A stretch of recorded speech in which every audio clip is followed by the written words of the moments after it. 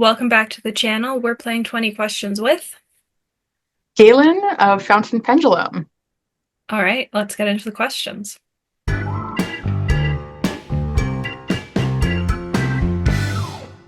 When I say fountain pen, what pen do you think of?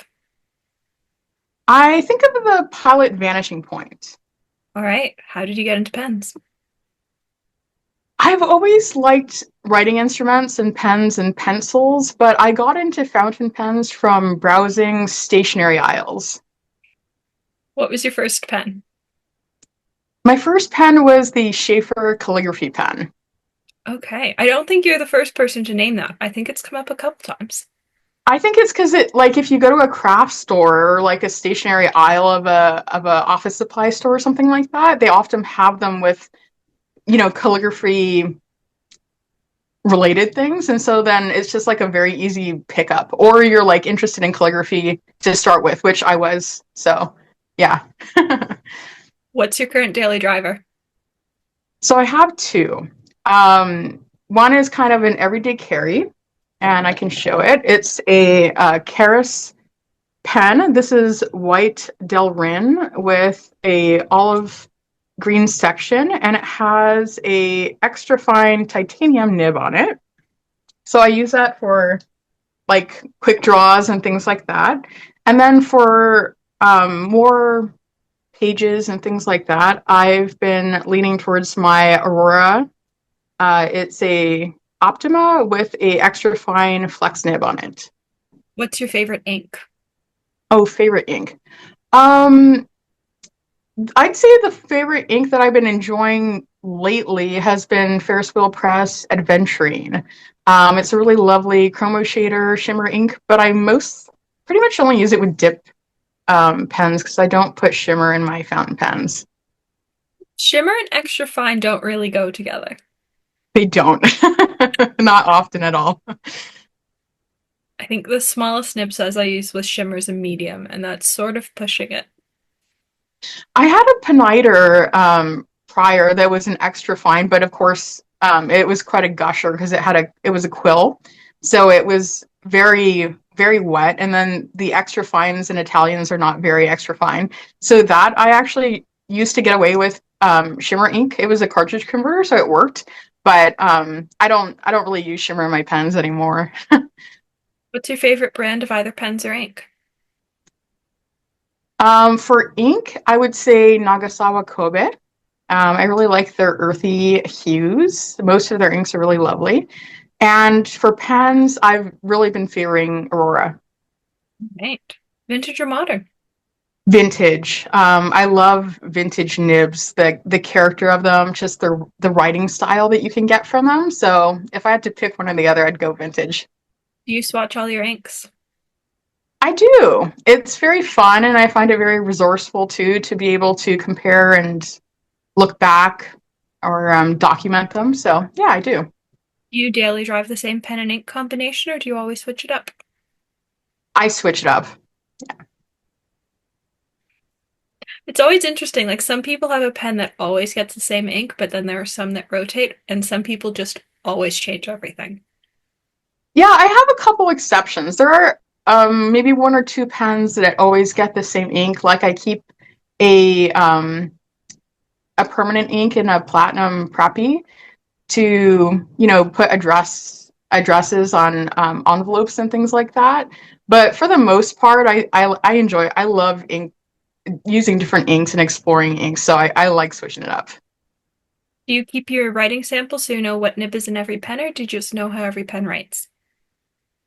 I'm very familiar with all of the nibs that I have, but I do keep kind of a nib log. So usually when I get a new pen, I'll ink it with Waterman Serenity Blue and do a writing sample. And that's mostly so that I can kind of look back in the future if I get the nib modified, like if I get it ground or if I increase the ink flow or something like that, that I have kind of an archive that I can reference back to look at the nib, what it was like when I first received it. What's a pen you wish you could see in person? Oh, one I can think of two actually. So it's maker pens. One would be Russ pens. I'd love to see some of his wood pens in person. And another would be Rockster pens. Also, those are two that I follow on Instagram, and I really like what their offerings are. But it's really hard to kind of know how they would feel in the hand or how it would how comfortable they would be until you kind of see them in person. They're really beautiful pens, so they'd be a delight to see in person also. What's your current grail?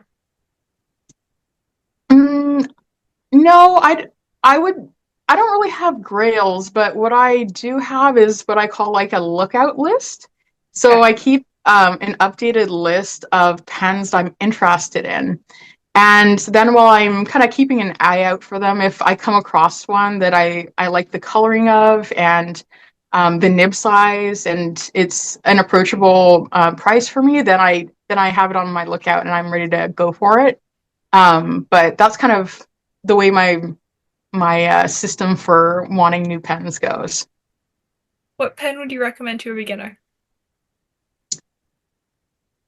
I would recommend maybe not a specific pen or brand, but I would say to look for a pen that you really like the look of, like the aesthetic, and one that you would find comfortable. And most importantly, one that has nib units that you can interchange.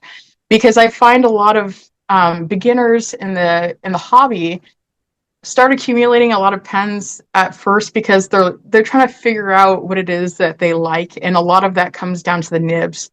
So if you can interchange the nibs, you can get one pen, start interchanging nib units, and even from there, you can start getting different grinds on different nibs. And I think that would be a good way to kind of test a lot of different things and figure out what you like without accumulating a lot of pens at first. What ink would you recommend to a beginner? Oh, I would go with getting a low volume of ink. So when I got my first ink, it was a large bottle and then another large bottle, and you kind of aren't you keep looking for what it is that you'd like. So I think getting like smaller bottles of ink, like 10 to 20 mils, or even ink samples, would be a great way to again kind of test the waters, figure out what you like. So Pilot Iroshizuku comes in small bottles. So does a number of others like Colorverse and Ferris Wheel Press. But that's kind of the approach I would recommend for inks. What advice do you have for somebody wanting to try out fountain pens who might be a bit intimidated by them? Um, I would say that fountain pens and the fountain pen hobby isn't for the faint of heart. So if you're interested in fountain pens, but you have like a reserve, I would say just maybe consider it, but wait, because I feel like there were times for me like that. And when I was ready, I felt ready, and then I dove in, and it was a successful endeavor. But if you have some reserves, maybe it's just not your time yet. Maybe the time's coming, and you're. But I would say when you are ready, bring your wallet. What filling mechanism do you think is most interesting, regardless of if you like to use it or not? Okay, yeah, this is one I'd like to get actually in the future. It's the Skogsy low volume eyedropper. I think that it's such a cool, wonderful idea, especially for people like myself that like switching inks out more frequently. So, like, you get the benefits of an eyedropper, including the fact that most of them are very clear barrels that they make. So you can see your ink sloshing, and it just adds another dimension of fun to the experience. Without having to commit to such a huge amount of volume of ink for that kind of category. So that's what I'd go for. What nib size do you prefer to write with? Extra fine. Is there a style of nib you love or find interesting but would never actually use? One I don't use often, I would say I have a Stipula Italic nib. It's a lovely nib, but it's a 1.3 millimeter. So it's very large. and it writes lovely, but it's not by any means like an everyday writer. So I feel like though I really enjoy that nib, it's not one I use often just because of the usability isn't really there. Do you always use the same paper? If so, what paper? If not, what paper's your favorite? I use the same paper in my like daily notebook, which would be a Kokoyo Campus. It's kind of like their binders that you can interchange the papers in and out. And I use the same paper in my planners, which is Sanzen Tomo River. But I'm definitely on a paper exploration, and I got one of those paper tester packs from Yamamoto. So I definitely think I'll have some new favorites from that. And I also have an assortment of different notebooks that I use, like Cosmo Air Light and Life paper and some Yamamoto paper as well. I think it might be their big paper in their little notebooks. So yeah, that's kind of what I'm using at present. What's your least favorite ink or ink color family? Least favorite ink would be anything that's very vibrant or leans kind of like a highlighter color. Um, I kind of prefer the earthy tones of ink, so those would be my the ones I'd be less interested in. All right. Well, thanks for playing 20 questions. Thank you, Alexandra.